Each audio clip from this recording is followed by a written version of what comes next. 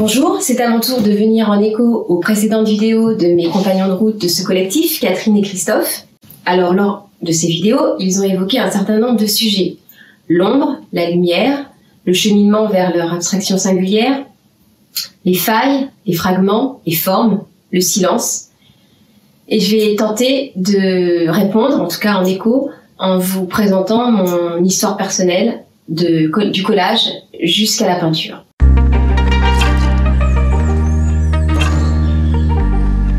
Alors, dans la précédente vidéo, je vous ai évoqué le fait que j'ai commencé mon chemin artistique à la suite d'un périple himalayen et par le collage. En effet, suite à ce voyage, tout était plus ou moins disloqué, j'étais complètement désorganisée et comme un élan vital, j'avais vraiment besoin de recoller les morceaux de mon existence. Alors, spontanément, c'est vraiment venu comme une pulsion de vie.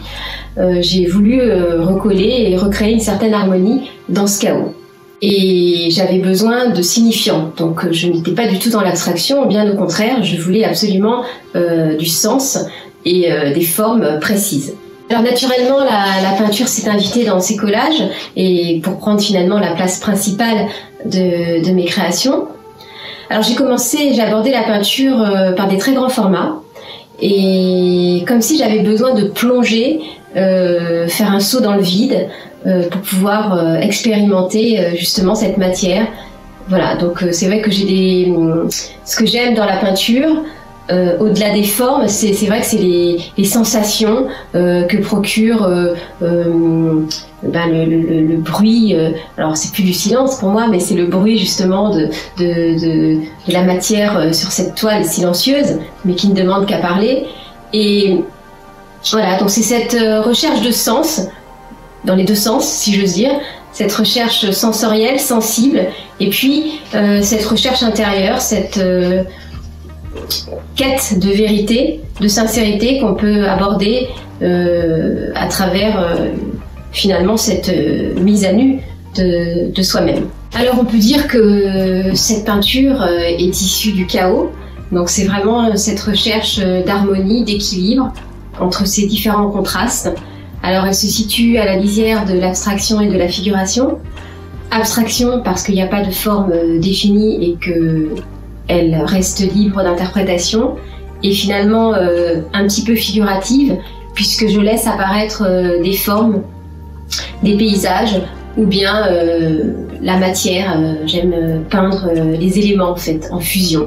Je gratte parfois mes toiles, je fabrique des outils pour pouvoir faire du relief, parce que pour moi la vie elle est faite de relief, elle n'est pas lisse, contrairement à ce monde aseptisé qu'on veut nous imposer. Moi j'aime au contraire le vivant. C'est vraiment une quête intérieure en fait, c'est vraiment le transcripteur de ma vie intérieure. C'est avant tout une projection de mon inconscient. C'est comme des refuges ou des terres inconnues, mais malgré tout connues. Je me souviens que quand j'étais petite, je peignais dans le ciel avant de m'endormir et parfois j'ai l'impression que mes peintures, finalement, elles ont toutes été faites dans mon inconscient. La frontière de ce figuratif et de cette abstraction, c'est toujours cette recherche d'équilibre. D'ailleurs, j'aime dire que quand je peins, je suis comme sur un fil. Donc c'est cette recherche d'équilibre et c'est un peu antagoniste parce que il y a beaucoup de mouvements dans ma peinture, donc voilà, même c'est une rencontre hein, finalement. Il y a deux rencontres dans l'art. Il y a la rencontre de l'artiste avec sa propre toile, sa propre projection, son objectivation, comme disait Christophe, et puis la rencontre avec le public. Finalement, ce que je cherche, c'est cette unité que nous savons multiple dans un monde en tension, intérieur et extérieur. Et à cette frontière de figuratif et de l'abstrait, je suis toujours en recherche de cet équilibre. Dans des paysages abstraits ou dans des chemins intemporels, je garde cette grande ligne conductrice.